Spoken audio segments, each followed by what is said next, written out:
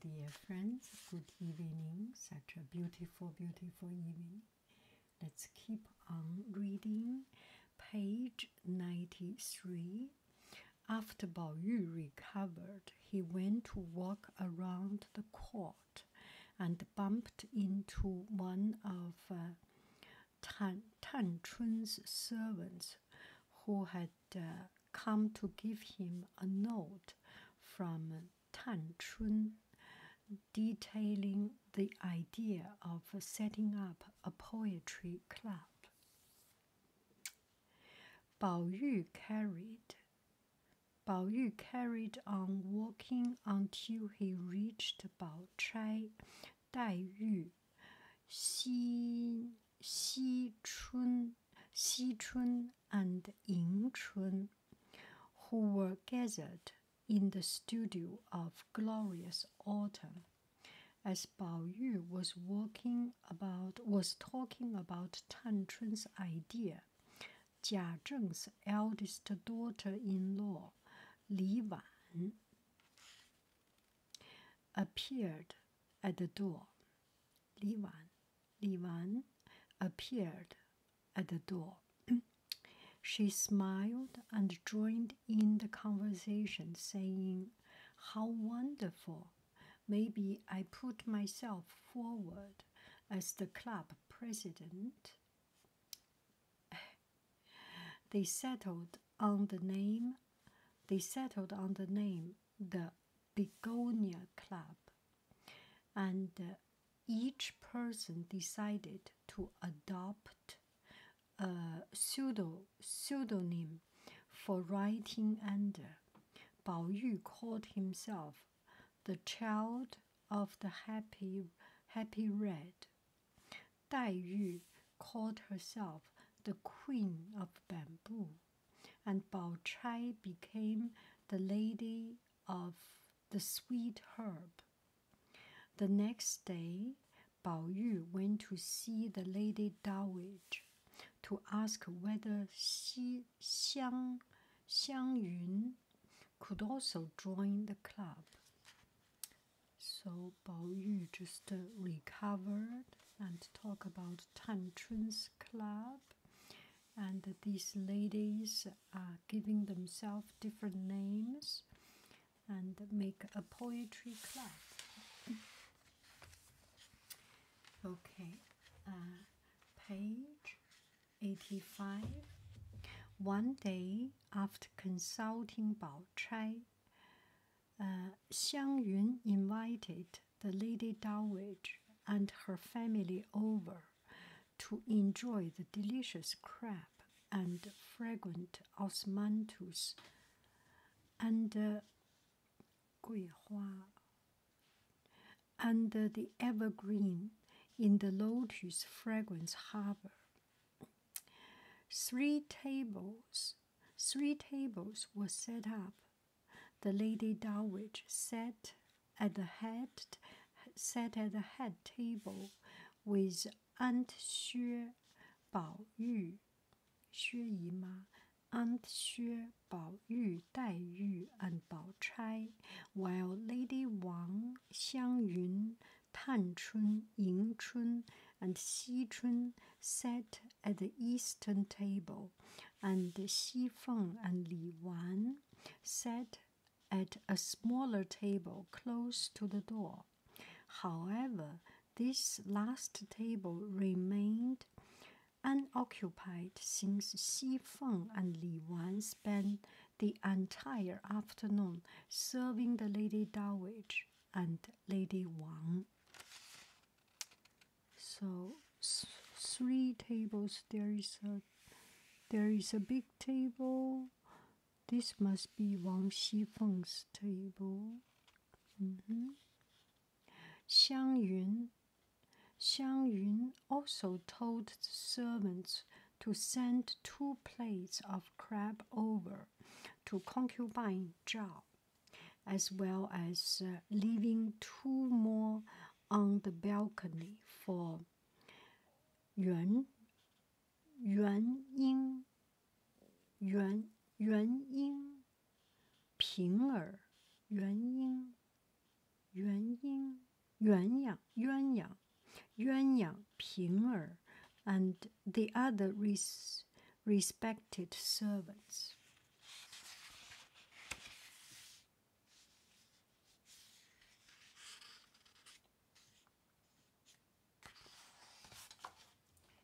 Page 96. After the feast was finished, Xiang Yun led the guests from the court, and then ordered another table to be set up and more plates of crab to be laid out for Xi Ren, Zijuan, Cui Mo,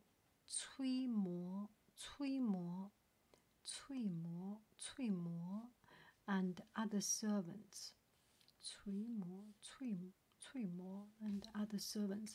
The younger serving girls and maids sat on blankets laying out under the evergreen, and everyone was urged to enjoy themselves and take a well-deserved break. As they were eating, Xiang Yun pinned some themes for poem on the wall. Dai Yu was fishing in the harbor. Bao Chai was picking flowers and throwing them to the fish, and Li Wan, Xi Chun, and Tan Chun were watching the ducks from the shade of the willow.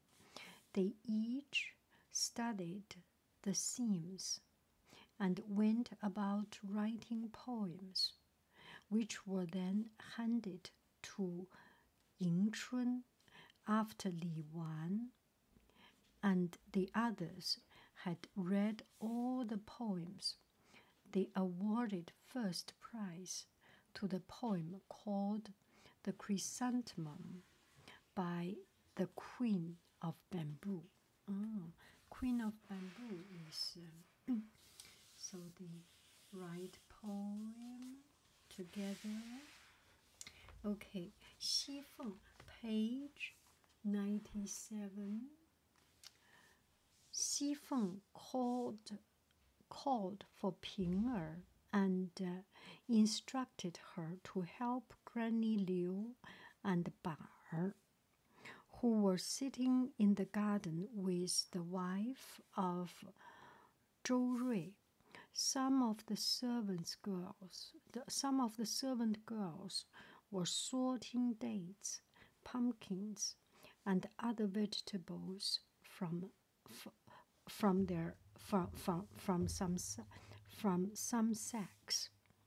Ping Er took Granny Liu to the Lady Dowager quarters, where they found all the young girls from the court were attending the old woman. Granny Liu was confused by the sight of so many beautiful girls wearing sparkling jewelries, but realized where she was when she spotted Xi Feng talking to an old woman who was reclining on a couch. Granny Liu therefore approached the Lady Dowager and bowed, saying, "I am delighted to finally meet you, goddess of longevity." So, this is Granny Liu, Liu Lao Ba Er, and this is Lady Dowager. Okay, page 98. The light.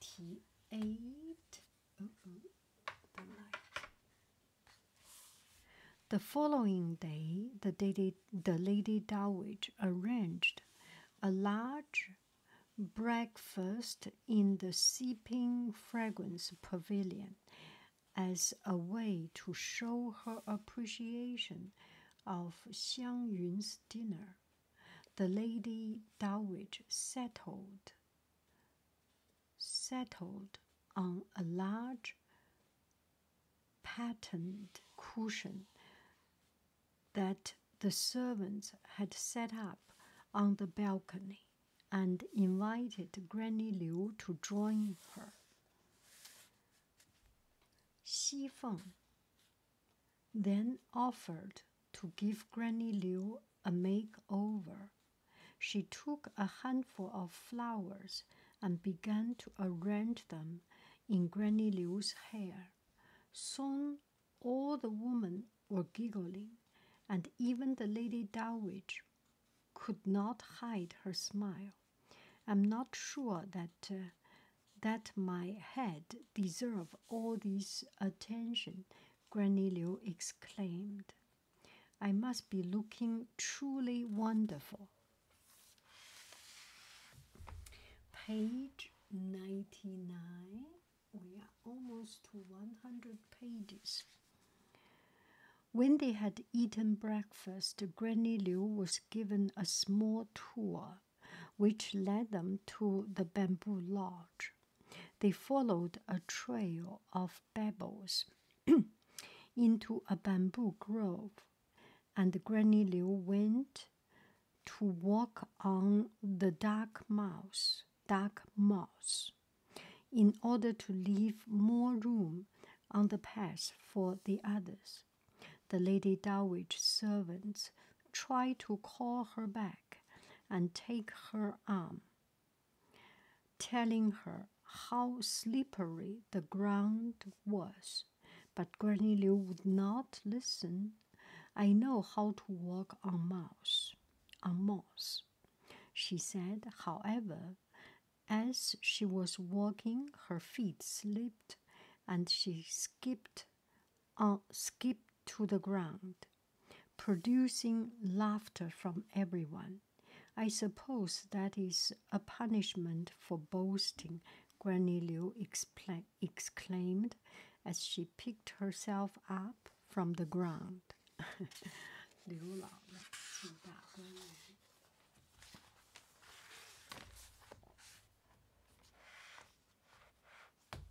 Page 100. When they left the bamboo lodge, they spotted a group of people boating on the lake. The Lady Dowager suggested that they take the opportunity to use the new boats. After sailing on the lake, they reached the flowery harbor, where they saw a number of servants carrying a number of colorful hampers. The Lady Dowager stopped them and instructed them to arrange a spread of dishes at the studio of glorious autumn.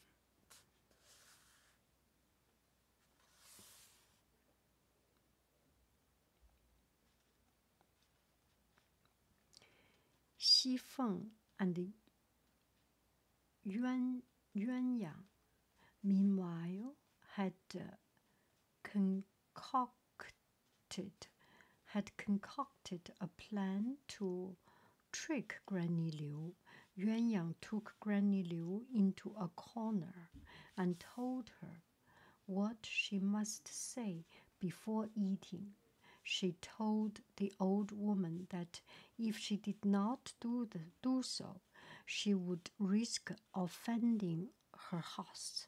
Granny Liu nodded earnestly and, when she took her seat, said at the top of her voice, "This old woman Liu promises now to eat as much as any cow.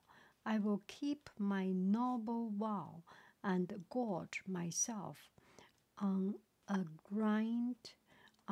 giant soul Everyone stared at her in silence for a few moments before breaking into raucous laughter. They were making fun of